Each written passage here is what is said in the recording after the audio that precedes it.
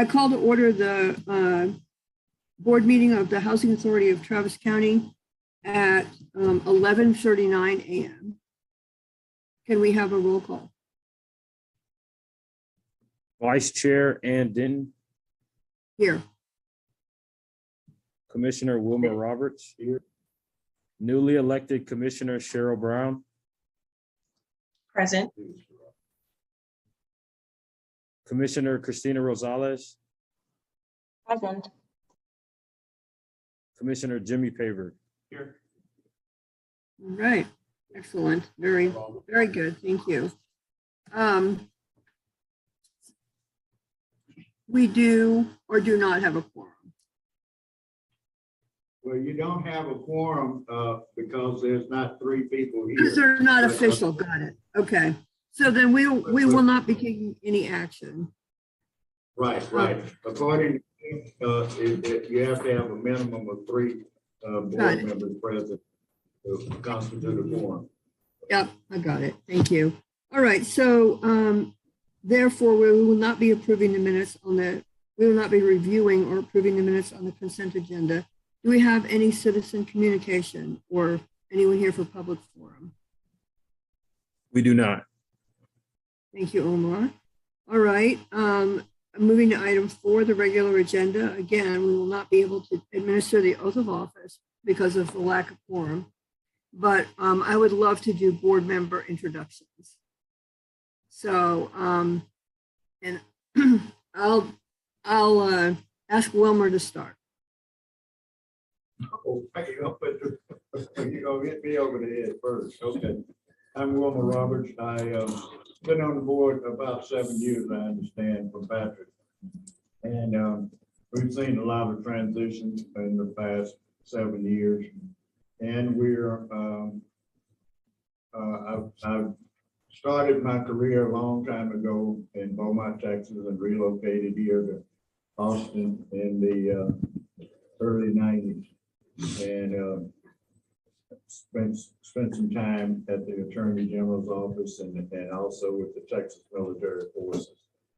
I've also worked for the Federal Home Loan Bank Board system for a neighborhood program called Neighborhood Housing Services. And housing has been a passion of mine for the last 40 years since I've done that. But anyway, that's who I am, and I hope I can be an asset, and I look forward to working with all of them. Thank you, Wilmer. And Christina Rosales. Hello, everybody. My name is Christina Rosales. I use she and her pronouns. I'm originally from South Texas, but I've been living in Austin for about 5 years and doing housing justice work with Texas Housers previously. Currently I am Housing and Land Justice Director for a national social justice, economic justice network called Power Switch Action. And I'm very happy to be here with you all and to do the work moving forward. Yes, thank you. I'm real familiar with Texas Housers, so delighted to hear more about all of that. Cheryl Brown. Hi, thank you so much for the opportunity to serve. My name is Cheryl Brown, and I've been in Austin now for 39 years. I am currently a business owner that serves as a general contractor doing commercial construction. And it has always been a passion of mine to serve on a board that has significant impact through, within Travis County. And I'm looking forward to working with you all on this particular initiative. Thank you so much. Thank you, Cheryl. And who's next? Mr. Paver. Hi, my name is Jimmy Paver. I'm a local Austinite. I went to school, grad school here. I spent the last 15 years in federal, state, and local politics. And I am now the development director for a family-owned business, which provides childcare to about 2,500 kids in Austin. Wow. I'm very happy. and I look forward to working with you all. Thank you. Right. And all right, and I'll say just a little bit myself. I am Ann Denton. I've served on the board 5 years. I just got a 2-year appointment when you guys did. Got appointed, and I'm really happy about that. I have some real passion for affordable housing, and really have loved being a commissioner for the Housing Authority of Travis County. We have done so many good things as the Housing Authority, and we are looking at a whole bunch of opportunities to do even more good, which you'll hear more about, I think, during orientation if we do that, and also as the meetings go along. But I've always been passionate about the creation and access to deeply affordable units. The way that our affordable housing industry is structured, we produce quote unquote affordable housing that's not affordable at all to people exiting homelessness, people on disability income, people on minimum wage for that matter. And so we've looked for opportunities to impact that. I think we've got some opportunities coming up to do that. I'm excited to be here. Okay. Let's move along on the agenda and talk a little bit about, get the CEO Executive Director's report. So item 5.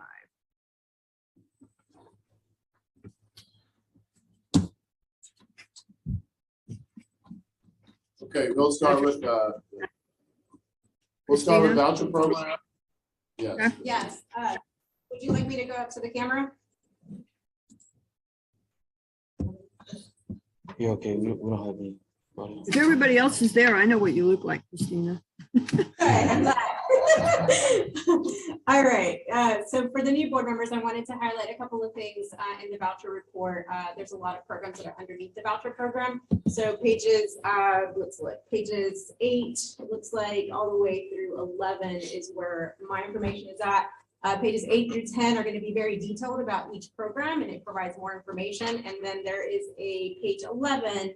And now I'm looking at it through virtual means, so I don't know what you guys are looking through, but in my packet on page 11 from what was mailed out is the data report that I'm going to highlight some things from. So regarding the voucher program, as of the end of January, we had 663 leased up units out of 670. I do want to, for those board members, as I will explain some of the programs that are probably at our next meeting, I believe, I do want to highlight that we are where we need to be. However, there are lots of special purpose programs, such as the Family Unification Program, that we're awaiting referrals from. So we've essentially overleased in other programs to be able to maintain our occupancy rate, but we're still waiting for these 50 or so vouchers to come in throughout the next couple of months.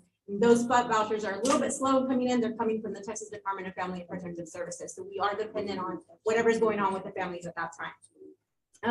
We are very much invested in completely going into our moving to work designation. We will be presenting that to you in the April meeting. Our consultant from NAD McKay will come and present that to you.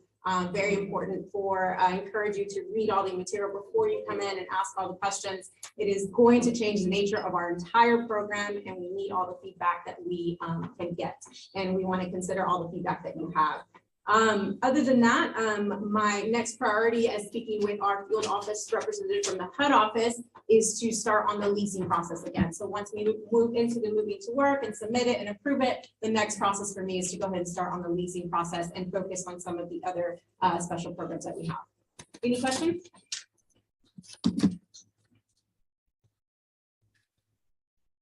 Thank you, Christina. Thank you for the detailed report. Appreciate it. Yes, and one more thing, I just want to highlight, there was a typo on the page 12. It's supposed to be 2022, January 2022, and not 21. I just want to let you guys know that. Sorry about that. All right. And affordable housing programs report. Okay, I'm going to speak on affordable housing. Both Okay. Carlos and Gabrielle had previously scheduled to be out of town, so I'm gonna just read by exception for that matter. There is the materials in the backup. So however, I'll highlight a couple things.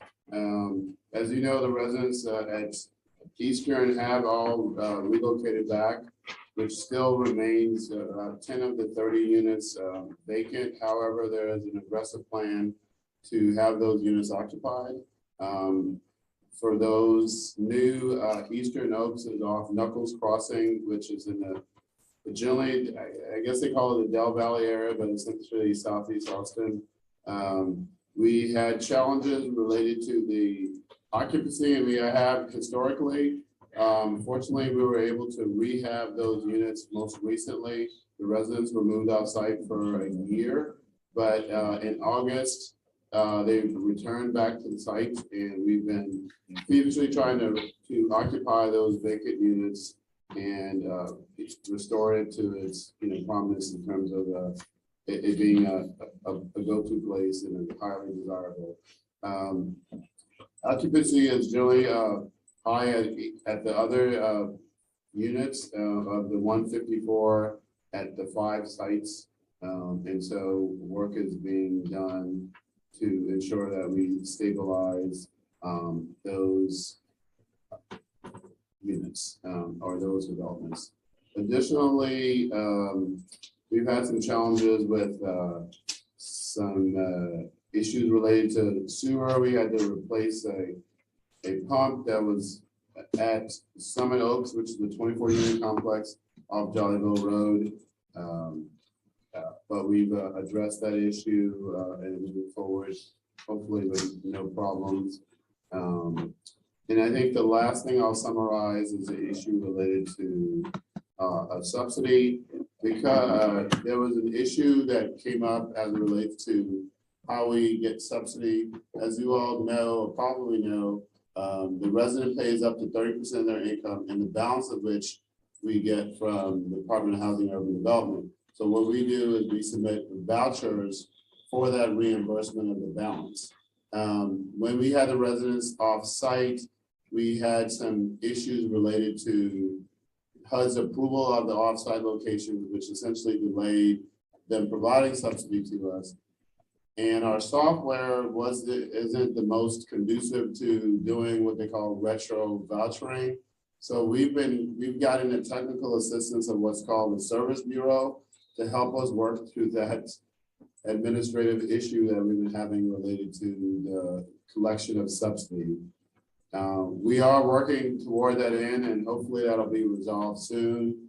But that is the issue, and you might see that reflected in the financial report. But that's what that issue is the subsidy related to getting subsidy from HUD, to make us whole. So as those that were here previous, part of the strategic, know that this housing authority gets a significant contribution from Strategic Housing Finance Corporation to make itself whole. A decision was made back in 2004 when Strategic was created that they would have a symbiotic relationship, and the real estate development activities would be under the guise of Strategic Housing Finance Corporation and with a contribution to the housing authority. If Strategic did not exist, the housing authority theoretically would be doing developments itself, but because of the relationship and the interlocal agreement between the two agencies, that contribution there's a flow of money back and forth between Strategic and the housing authority. And we'll talk about it a little more in the orientation, but that's essentially how that works. So the Strategic does make the housing authority whole via the contribution that it's making. However, the housing authority also has an affiliate called Travis County Facilities Corporation. And under that model, there has been some activities related to affordable housing development with what's called essentially workforce housing, which allows for essentially half of the units, or 51% of the units being at 80% AMI or above, and then the balance of which would be less than 80%. So we have been able to successfully complete one project and others are pending, but I'm just going to give you some context as far as funding from the housing authority in terms of how it's, how it supports itself. But again, related to the subsidy, we are obviously working to address the issue related to the subsidy that's still due us from HUD as a result of the issue with the vouchering and the software. But again, as it stands, the properties are doing well, and we've not had many issues. So I can entertain any questions related to affordable housing portfolio at this time. And can I ask something? Sure, go Last ahead. time Please. we talked about collecting those from those vouchers that people come to us with a voucher, but we don't ever receive the voucher, so we don't get funded. Have we discovered any way to try to get reimbursed for those funds with HUD, and what's the status of that? Sure, and that you're talking about portability, and that's actually the housing choice voucher program. But I will speak to that as well. So the voucher program, as Christina alluded to, we have 670. 670. And then we have a mainstream program, an EHB program, and then Yes, Florida. collectively. And then CSC. Collectively. I don't want to 745. bog. No, I know. I'm just giving context. 745 I have around the there. floor. So essentially, residents who come from another jurisdiction can, what they port in, which is portability is called. So essentially, the agency who issued the voucher to them will have an administrative fee that is a part of that split in terms of the money for the actual unit itself and the administrative fees associated with processing, that voucher. So we've had challenges getting that money from these other agencies because everyone wants to move to Austin. So we have all these people porting in and we're not able to collect the associated fees, and it's been quite a challenge. But the local HUD office has been assisting us most recently in trying to address those issues with those housing authorities who fail to be able to essentially provide us the money that they should be. And we're working toward that end. So we've been somewhat successful. I mean, we've had some major breakthroughs as it relates to that, but there's still much work to do. I'm going to say the program probably isn't set up to really do what I think it should, because we shouldn't have to go through this process. However, what we typically try to do, and this is maybe something that the board, might weigh in on the future, is we try to absorb those vouchers, which means we will take an available voucher and apply it to that, give that person one of our vouchers, just to alleviate the idea of trying to collect the fees. But that means someone on the waiting list is going to have to wait that much longer because we obviously are using a voucher for the purpose. But it's a challenge to try to manage, but that is one of the issues that come up quite often. And we've been knocking heads together to try to come up with ways of really trying to address that. So we have made some progress toward that end, and we're still working on that. What's NARO? Have NARO said anything? Well, so HUD's exploring all kinds of options, and that's a good segue because I'm going to try to encourage all the commissioners. NARO. No, not yet. All right, so there's a conference coming up in Austin soon, Texas NARO, and NARO is one of National Association of Housing and Redevelopment Officials, which is the primary lobbying organization, training, education, and the like for commissioners and staff and everyone else. So we want to encourage you to do that. So we're going to make sure we send out some information today. Contact us about registering, and those costs are all covered.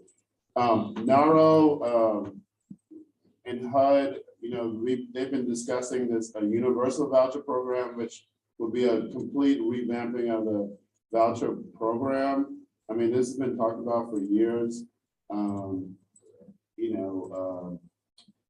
but it's a bear. So I mean, no one really, there's a discussion and then the default is just do what you've been doing, and the current administration did create a new voucher program called EHV, Emergency Housing Vouchers. So they have provided more vouchers, and with those new vouchers, they have created other means of covering the additional costs and things like that. I think that will probably likely continue, but the traditional voucher program is still broken, in terms of that process. But I'm sorry, I don't want to take up. no. So, but essentially, yeah, it's still what it is. Yeah. So we just try to work through that. Okay. Okay, That's affordable any other housing. questions?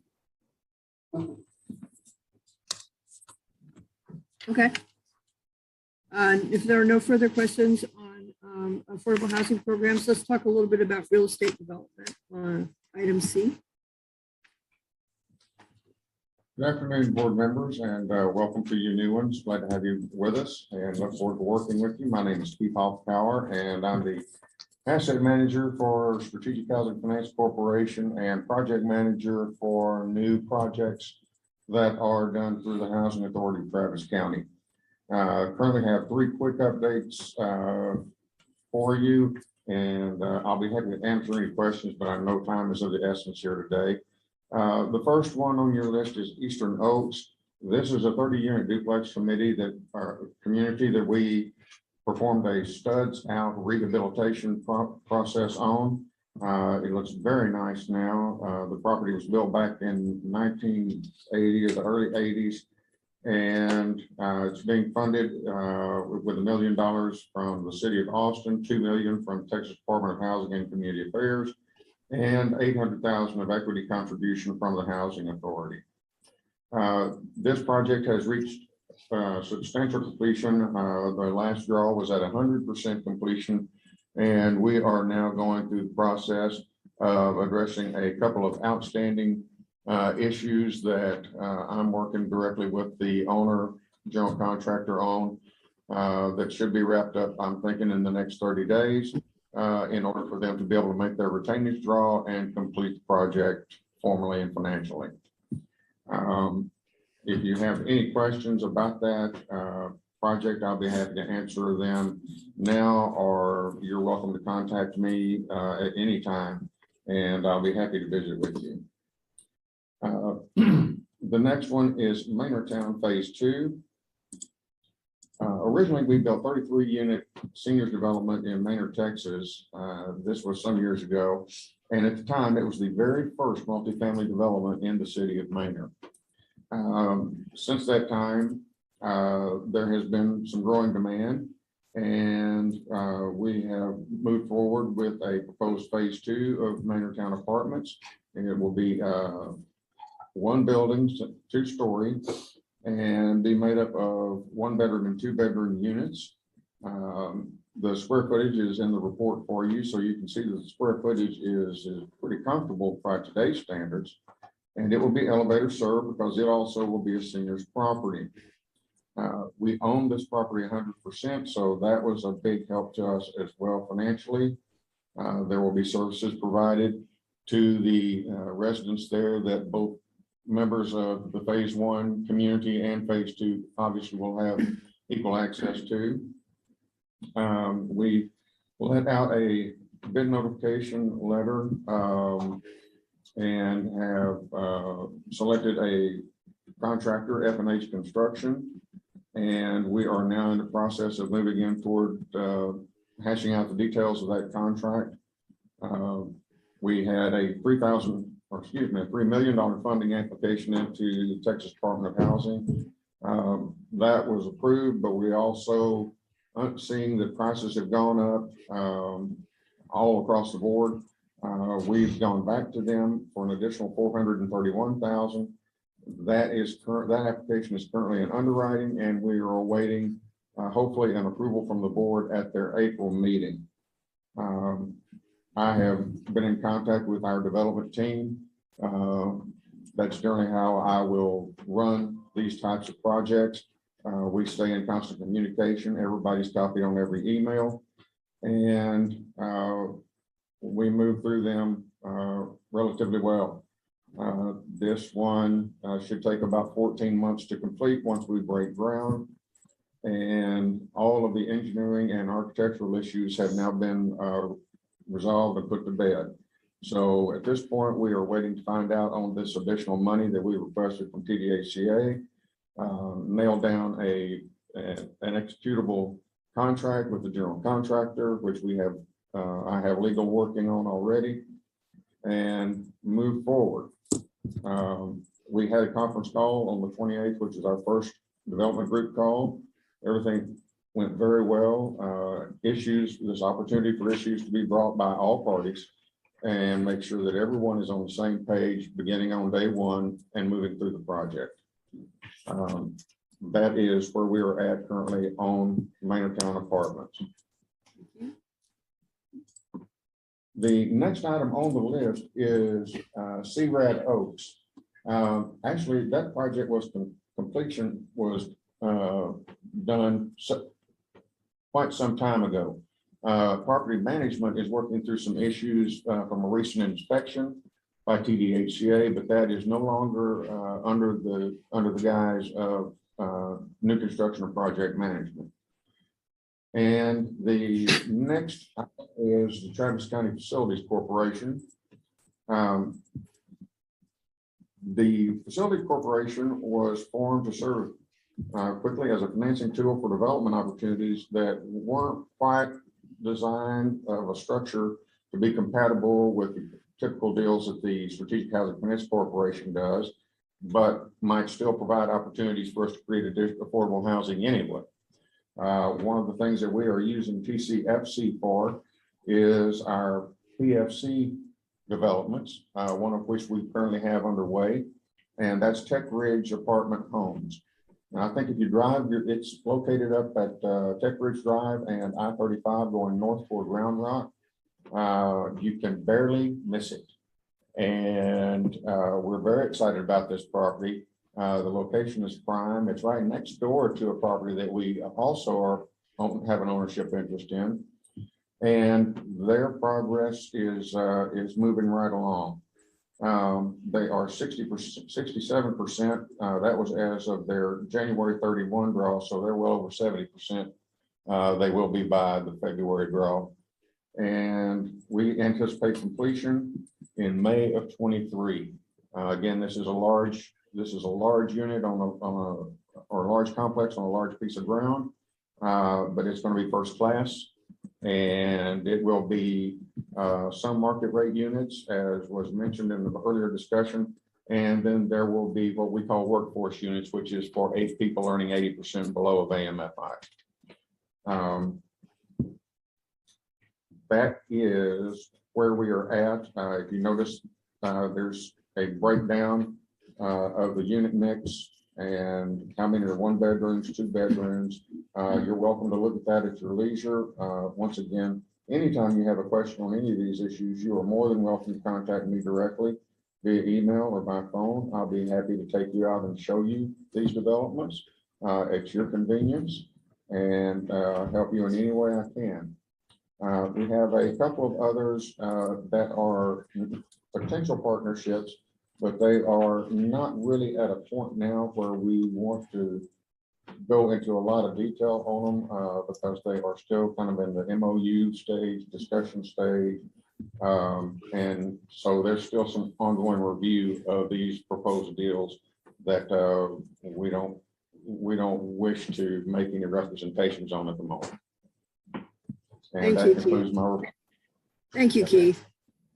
So I have a couple of questions, but I also wanted to start by letting our new board members know that despite Keith's generous offer to let you contact him directly, we really, Patrick has requested that board members go through Patrick to contact staff. So if you have questions for Keith, we welcome them, or he welcomes them, go through Patrick. And then Keith, I wanted to talk a little bit more just about Manortown too and the PFC deals.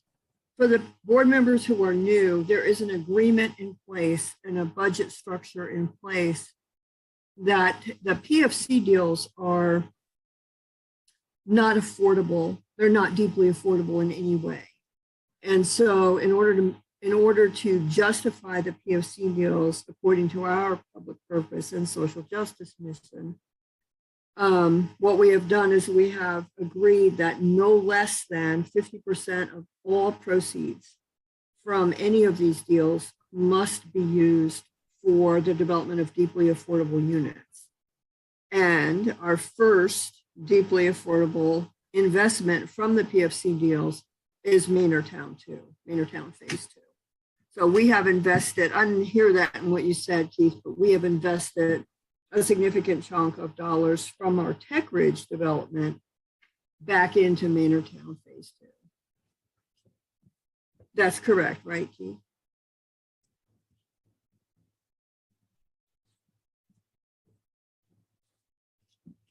Maybe we lost him.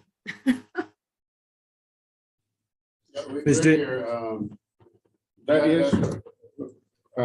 is the arrangement that we have set up. And we have those funds set aside for the housing board. It's the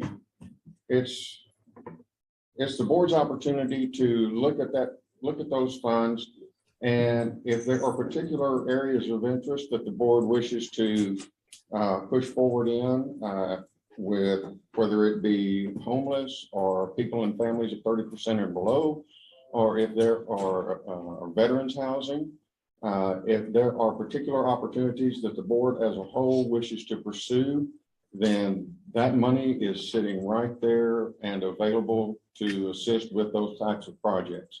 So it's a corpus that we are building, and we're in the process of building now, that will allow the board to have some flexibility with other housing activities that we can engage in. And we felt that it was best to leave it that way because once again, there's ultimate need out there in any category you want to address. But these are funds that are carved aside through our PFC activities. And we look forward to working with the board on projects that they identify as being unique opportunities. And it's our job to find a way to help make those work. That's right. And I mean, I think that it's wonderful to invite the board to bring opportunities to the staff. Also, I know that staff is working hard on identifying opportunities. Yes. So appreciate all of that. Are there any questions for Keith? Ms. Denton, if I may, can you hear me? This is Patrick. Yeah. Okay, so I also want to just underscore the opportunity we have in the future to create committees to focus on various aspects of the organization. During a strategic meeting, we did vote on some committees, but for the housing authority, that will be forthcoming. I'll be working with Ms. Denton to identify some potential recommendations for appointments to committees. But one of those would be a real estate committee that could also essentially do a deep dive as it relates to coming up with creative solutions to apply the set aside that we've amassed to date in future, in addition to other opportunities that we may see to be creative with respect to housing authority specific assets or resources. So if maybe at some point here in the future, one of the things that we discussed is having an orientation and potentially doing that, or before that time, you and I could probably get together and talk about some potential committee assignments. I would love to do that. I think before we, for under new and unfinished business, let's try to again sort of discuss when we can do an orientation. And I think it's going to take a little bit of time to do that. So yeah, as we go through. So let me go back to, are there any further questions for Patrick or for Keith on this topic? I have this is Christina Rosales speaking. I have a quick question on the PFC, the Tech Ridge deal. So I know that the units are adjusted for family size. The affordability of the units is adjusted for family size. Is it also adjusted for number of bedrooms? Like a single person would be easily able to afford a 1-bedroom, but that's probably not sufficient for a 3 or 4 member family. Like, is there any adjustment there for affordability for a family of 3 or 4 based on like the bedroom size? Yes, it's these, the rents are adjusted based on family size. That's one of the components of the requirements. Well, I think you might want to expound on that a little bit. About the Robert, the 200, I mean, you might want to. So those units that are set aside, it is what's typical under bond and 4%. A 1-bedroom under an 80% has a particular rent that you cannot exceed. In this particular case, we had stressed the importance of that amount that's listed 80% actually be $200 under market in order to market that 1-bedroom, 2-bedroom, 3-bedroom.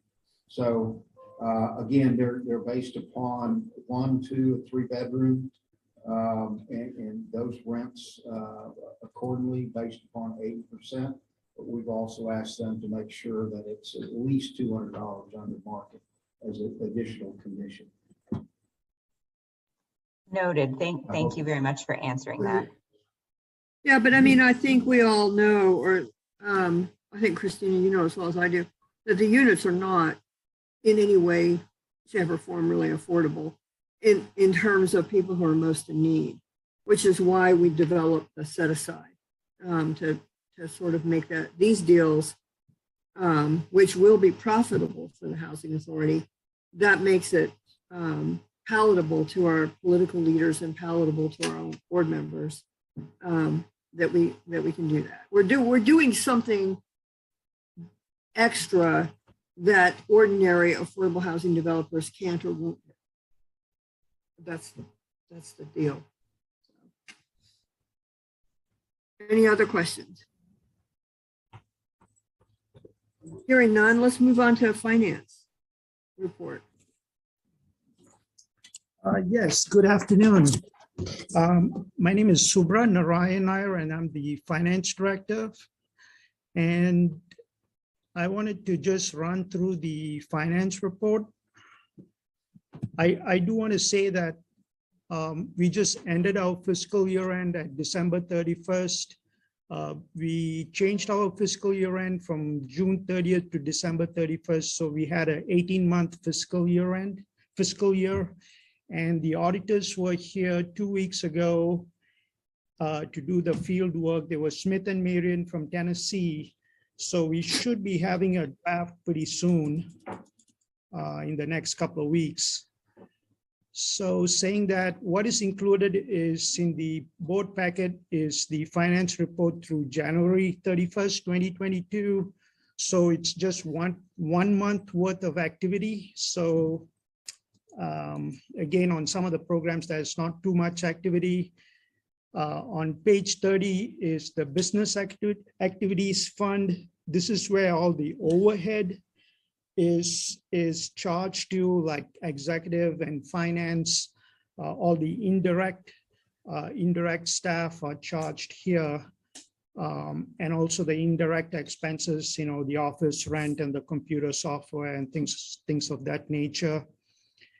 And in order to support the overhead, we get a contribution from Strategic in the amount of $1.1 million for a 12-month period. So, again, this is a 1-month activity. There's not too much going on. I do want to go ahead and jump to the next schedule, which is the Housing Choice Voucher Program, which is, it's Christina's program. Christina's department and Christina's staff handle this program.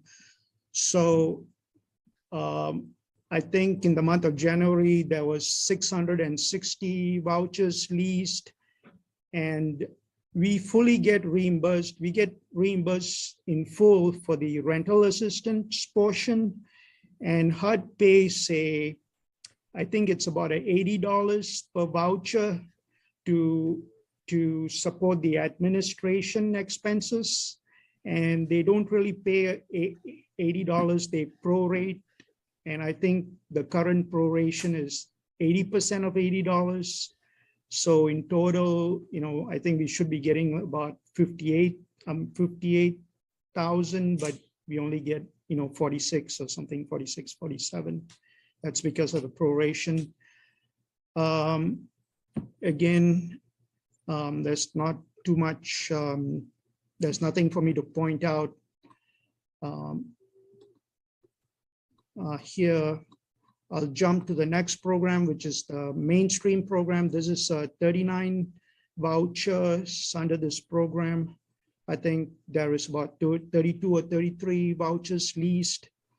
We get reimbursed in full for rental assistance, and HUD pays the same administrative fee as the housing choice vouchers. And the next schedule is the emergency housing voucher program. That's a new program that just started a couple of months ago, and Christina and her staff are in the process of leasing out the vouchers. I'll jump to the next one, Schedule 4. Excuse me, page 30. Subra. One question. You keep mentioning Christina. Who's Christina? I'm sorry. Yeah, I'm Christina. I'm the one that spoke earlier. I'm the director of the voucher programs and homeless initiative. So I think I spoke during the voucher. Okay, great. Thank you. Yeah, all these programs I just mentioned, they fall under Christina Montes's department, which is the assisted housing department. So the next one, continuum of care, also falls under Christina Montes's department, which serves the homeless population.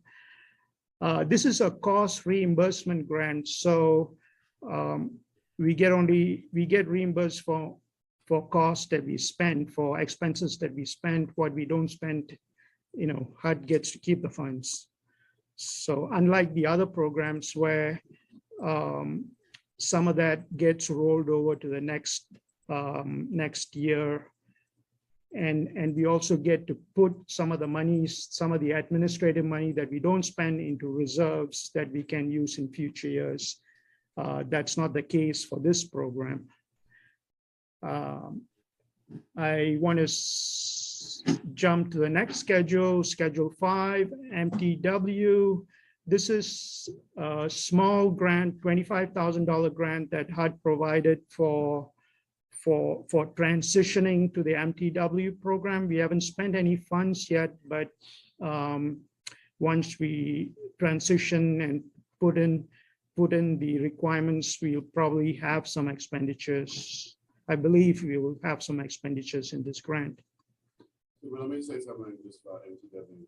So of the nearly 4,000 housing authorities in the country, less than 100 of those are MTW, called moving to work agencies. And we happen to have the esteemed privilege of being one of those. So it gives the flexibility related to policies and procedures that we can sort of influence so that we can manage our program better. And as it relates to the expansion of the MPW program, the expansion we were in was called Cohort 1. And in that case, it's just HCV only. Some of the older housing authorities that were MTW agencies allows all of their funding from HUD to be fungible. But in our case, it's just the housing choice voucher program. However, I mean, pretty exciting. You'll see in next month's meeting a little bit more about MTW, but I just wanted you all to make you aware of the fact that we are an MTW agency, and that's a pretty substantial thing.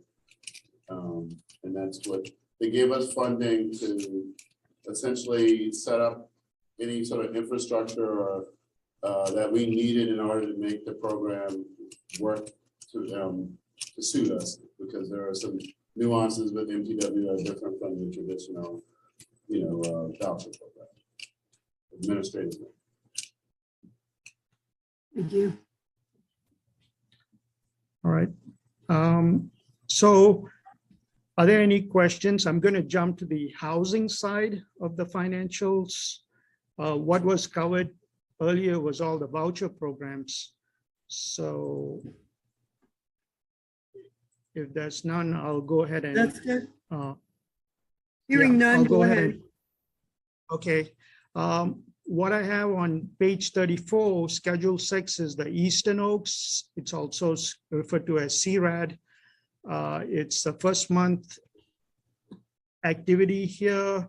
We are a little behind on the rent and on the rent because there's some vacancies that the housing staff are currently in the process of filling. We are also in the process of collecting the HUD subsidy. We are behind on the HUD subsidy too, and I'll show you when I get to the when I get to the balance sheet. I just want to jump to the next schedule, which is the rehab cost detail. This schedule shows the expenditures that has been incurred for the rehab of Eastern Oaks. Originally, 3.8 million was budgeted, and we'll probably come close to it. It looks like it'll come close to 3.9 because of some additional cost in relocation, and also there were 2 additional change orders on the construction costs. So it's as Keith said, it's pretty much getting concluded.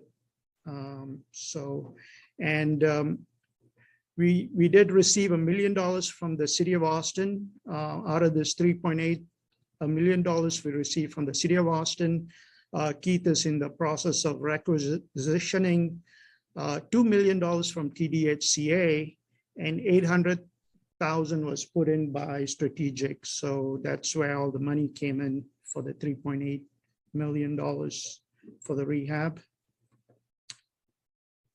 And the next schedule is the balance sheet for Eastern Oaks, CRAD. Again, we are in the process of collecting the funds owed by HUD, 27,000. That represents 4 months worth of subsidy. I didn't really have anything else to point out. I'll jump to the next one, which is Maynardtown,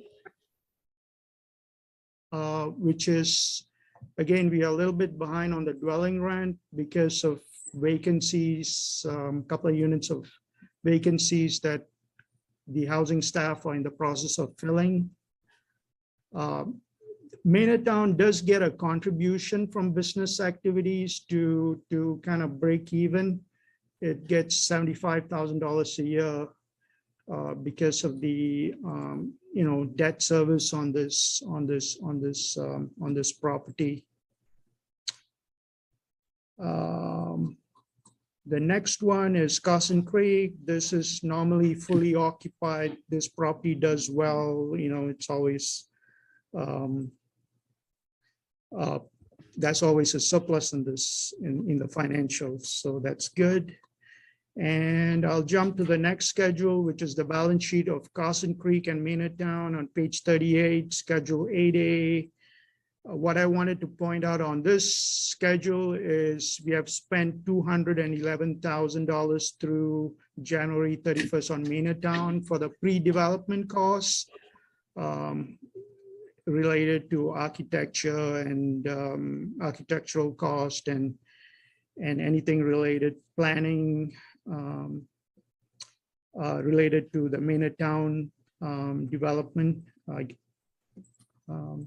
that additional units that's being considered for Maynardtown. Let me jump to the next schedule, which is Travis County Facilities Corp, Schedule 9. Again, we did not get any fees in January from Embry. Right below it is the schedule that shows what we have received so far since the start of, Embry Tech Ridge. To date, we have received $3.5 million from Embry Tech Ridge, of which 50% is set aside. And 50% is in TCFC itself. In next month's report, I'll probably include the cash breakdown. The set aside is probably close to 2 million because of funds we get from strategic, the 10% contribution. Yeah, so it's closer to 2 million on the set aside. So, and what have we spent out of that set aside? Right? Did we not make a contribution to Maynardtown? Phase 2? Yeah, we did, but we just it wasn't it was planned, I think. Yes. It was last year? What? Yes, it was a commitment, yeah. So nothing has been done. It's just a commitment so far. So of the 2 million, that includes an undrawn amount for Maynardtown, phase 2. Yes. Is that correct? Yes, okay. Yeah, it would be really, I would remind all of us that the wording of the board resolution around that is that the set aside receives a minimum of 50% of the revenue. And so, I know that you have to come up with an exact numbers, but I would just remind us of the wording. And it would be really great as we go into the orientation to take a look at and probably track the set aside separately as we begin to spend money out of it. Sure, yes. Yeah. Thank you. What else? Yeah, again, the set aside, since there were no contributions from Embry in January, it doesn't show anything. Okay. In next month's report, I will include a balance sheet so you can see, the cash breakdown for both the set aside and TCFC. So let me jump down to the investment register, schedule 13. There's 400,000, a CD for 400,000 sitting at Lone Star National Bank. And the next schedule on page 41 is the operating statement for CRAD LP, also referred to as Oaks. That is the 75 unit property, also referred to as Alexander and Summit Oaks. Again, I didn't have too many things to point out here. It's a little bit behind. There's a couple of units vacant that the housing staff are in the process of filling. We are quite a bit behind on the HUD subsidy, getting the subsidy from HUD. Again, the housing staff are working with an external consultant, a service bureau, and they are quite heavily involved in working with the staff to get the subsidy. So I think they are pretty much in the next couple of weeks. I think they're working pretty closely, and I think it's getting concluded what they needed from us to submit the vouchers. So hopefully we'll see some funds in the near future. But you'll keep us posted on that. We'll get a regular report on that. Yeah.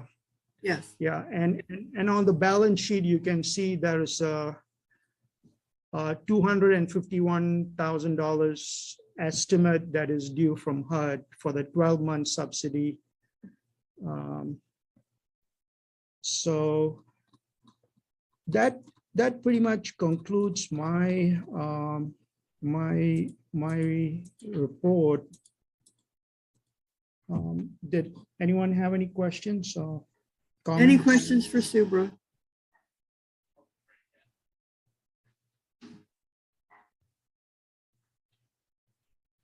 Sorry for the No background question. noise. That's Huh? okay. Thank No you. question for me.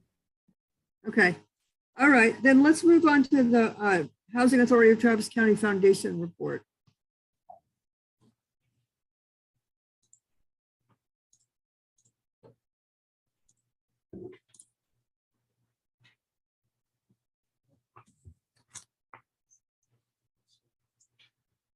All right, good afternoon, everyone. For those not familiar, my name is Eric Lindholm. I'm the project coordinator with the Housing Authority of Travis County, which is our affiliate 501c3 that provides social services and self-sufficiency initiatives for our residents and clients, and manages our community partnerships related to those initiatives. So I'd just like to run you all through some of the progress we made with our community collaborations in the past couple months. We've partnered with Coming of Age, which is a Travis County agency that provides health and wellness courses for residents of Travis County who are over 50 years old. So right now they are offering courses in fall prevention, chronic pain management, chronic disease management, diabetes self-management, as well as training for caregivers.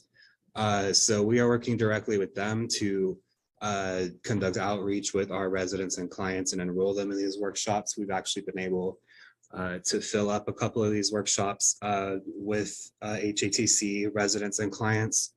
And we're also working with our residents to volunteer to teach some of these workshops with the goal of eventually getting some workshops going on the peer-led model. So I'll move down to next. We're currently in our opening of our window for our foundation scholarship application. So the foundation scholarship, we've been providing that since 2017. It's open to any youth graduating from high school that live in HATC communities. That covers the full cost of an associate's degree, or can be taken as a $2,500 lump sum towards a bachelor's degree. So we will be choosing our recipients of that scholarship following the closing of that window in late April. And hopefully we will to honor those recipients at one of our upcoming meetings. We usually have around 3 to 5 recipients per year of that scholarship.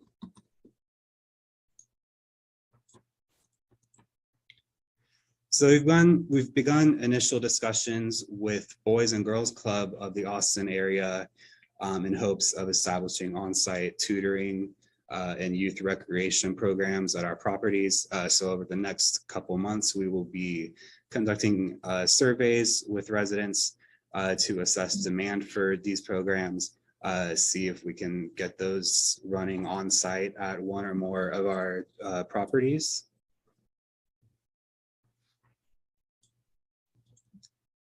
And so an update on our partnership with Austin Public Library. For those who aren't familiar, we signed a new MOU with Public Library a few months ago. We're currently working on programs that are being made possible through funding they received from the American Rescue Plan Act for digital inclusion as well as telehealth services. So we've established library days, which are held the first Saturday of each month and the last Saturday of each month at 2 of our residential communities. So the first round of those actually took place late February and early March. We've already had a great turnout, and we're expecting, word of mouth to really boost turnout to those events. We're currently providing sign up for library cards, free mobile libraries with free books for children, as well as the opportunity for residents who need laptops to rent out laptops from the library on a 3-month basis, as well as Wi-Fi hotspots for their apartments. as part of our digital inclusion initiatives. We have children's programming going on, including puppet shows and puppet workshops. We've got interactive healthy cooking demonstrations, Latinitas, which is a great digital inclusion organization that specializes in bilingual services, offers a computer literacy program. We've got Coming of Age, which we just discussed, promoting their workshops at these events. And we're also offering telehealth assistance and one-on-one job coaching with our volunteer job coach. So all days during these events, we've got Austin Public Library's digital navigators on hand to assist residents and clients with accessing and renting out laptops and hotspots and providing any assistance they need with these devices. They're basically like long-term coaches for these residents who need to utilize technology but don't really know how or have the resources. And along the lines of these digital inclusion initiatives, we're also part of a working group with representatives from City of Austin, Austin Public Library, HATC, Austin Freenet, and a few other organizations with the goal of holding town halls to address digital inclusion and equity through community engagement with low-income residents of Travis County. So the goal is to hold these town halls periodically and allow residents the chance to voice their needs and concerns related to digital inclusion and its role in helping underserved populations recover from the COVID-19 pandemic. So those are just a few of our initiatives we're currently working on. I'd be happy to take any questions or comments. Right, any questions for Eric? Great job, Eric. No, but I love the programs. I think it's, you know, the list looks so broad and it looks like it covers a lot of different interests. And I think this is very impressive. This is my first time hearing about some of the activities, and I'm just in awe with what's going on. Great. Yeah, we're still pretty young as a foundation. We just started in 2017. So we're really, building these programs from the ground up. So hopefully in the next couple of months, I'll be able to give you guys some updates on some of the other partnerships and initiatives we're working on. But we're really, working to cover a broad variety of services for our residents. Let me just take this opportunity. Thank you, Eric. You've been doing a yeoman's job. The board members of the Housing Authority are also the board members of the foundation. And our hope is that we could have a meeting as early as next month to have an even further discussion about the activities of the foundation. More specifically, we have an advisory committee, or additional, I should say, we have an advisory committee of professionals in the field, in this field of work that have helped us form and shape some of these initiatives, to include the library and others that have been spoken about, that have been mentioned. But we want to sort of give you more details about that, and then obviously, ideally brainstorm. And Ms. Denton serves as obviously the chair for both. She may even elect to have a liaison to the advisory committee, which may be one of the board members. Right now, it's currently herself. But we ideally would have an actual separate meeting of the foundation here soon, ideally in April or maybe May. That'd be great. Okay. If there are no further questions for Eric, let's hear about human resources and organizational development. Steve, you are on.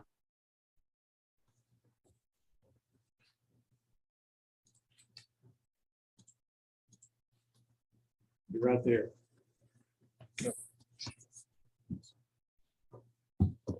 Okay. Hi, everybody. My name is Steve Pegler. I'm the Deputy Executive Director and also lead the Human Resources and Organizational Development functions here at the Housing Authority. And great to meet you virtually. Look forward to meeting you in person and working with you into the future. And I know I'm at the tail end of the agenda here, and I will try to make this fairly quick.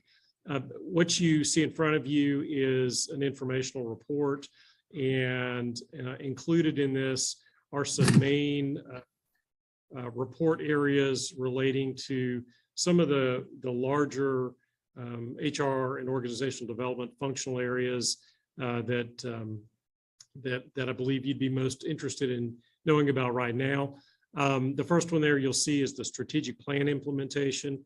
We have actually, as of January 1, rolled out and implemented our brand new strategic plan. Normally you see these in 5-year increments.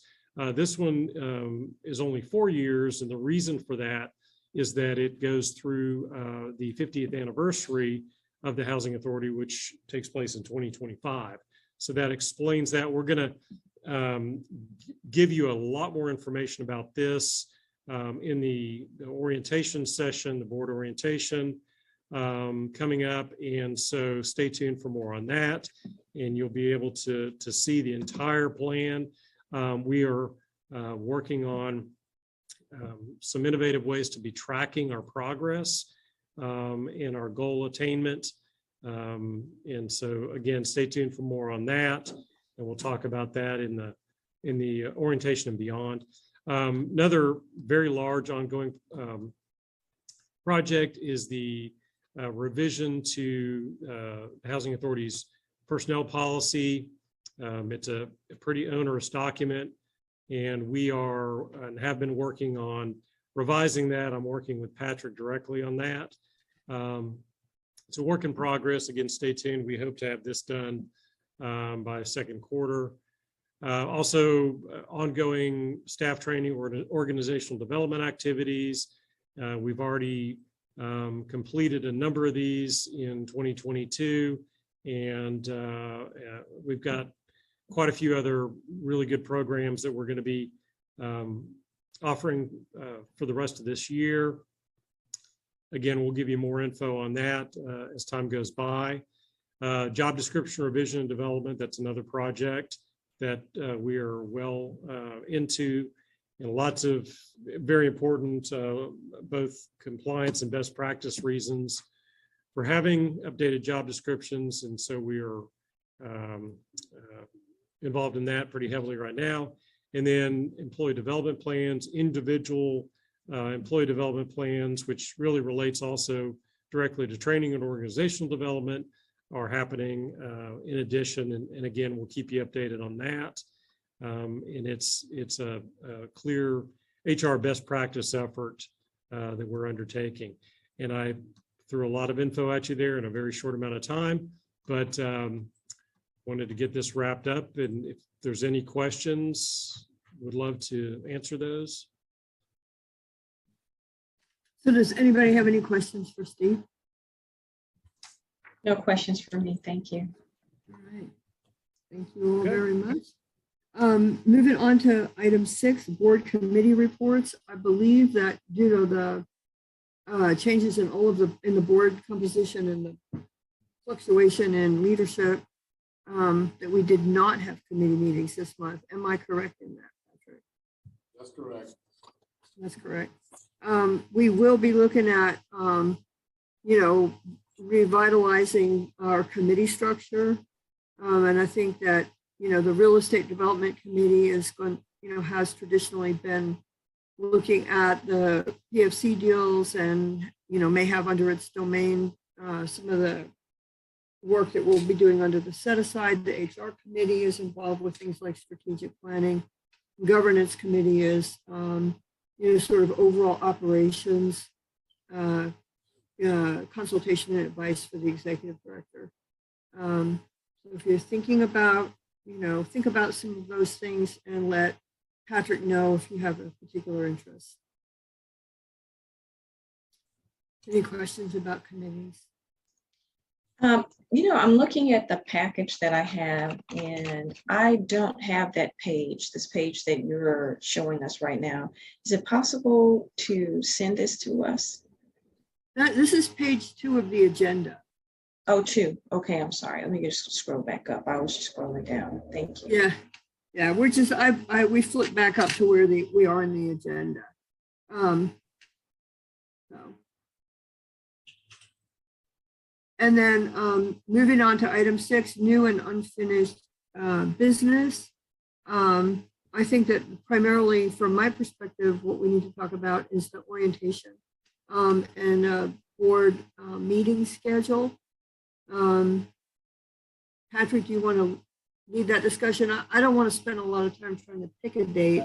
Maybe we can poll people for dates. Yeah, so our goal was to poll the members of the board. We'll send out a poll and let you respond. I know that 2 of the members on this board are also members of Strategic Housing Finance Corporation. So ideally, if we can work it out, we will try to have them both on the same day, not obviously at the same time. So maybe one might be a late breakfast or around that time, and the other one doing lunchtime. So someone gets the advice. So we'll work that out, but we will set out a poll. If someone could tell me right now if there's a day that they are absolutely wanting to stay away from, but you can share that, or we can just wait and send out the poll and we'll Let's just do the poll.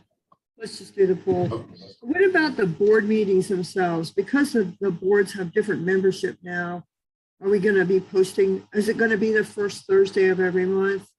Is it going to be, a specific time? How do you want to handle that?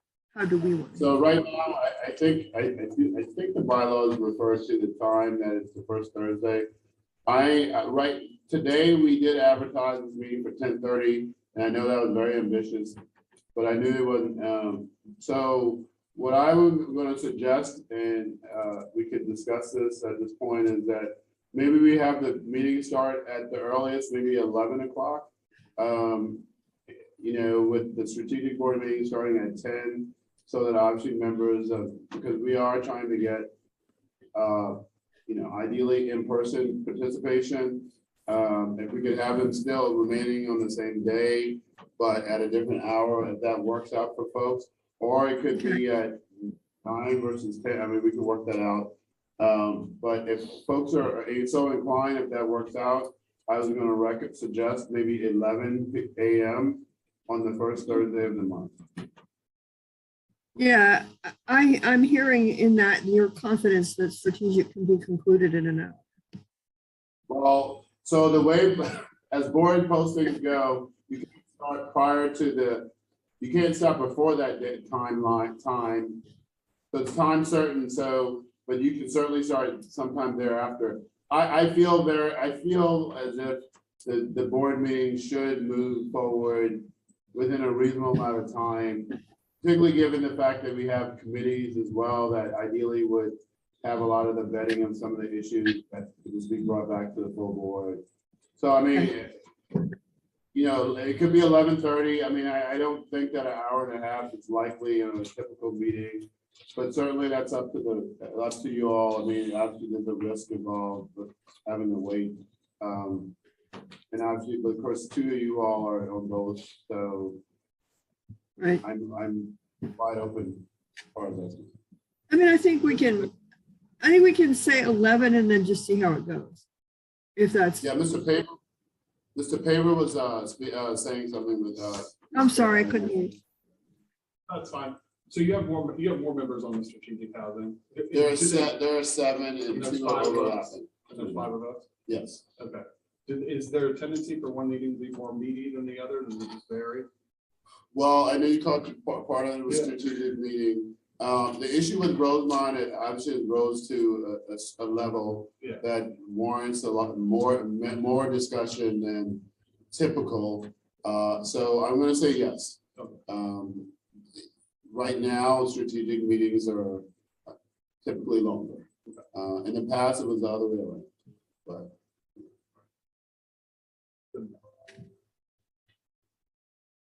I think we're just going to have to make a decision and see how it goes, and hold out the possibility of making adjustments as we go.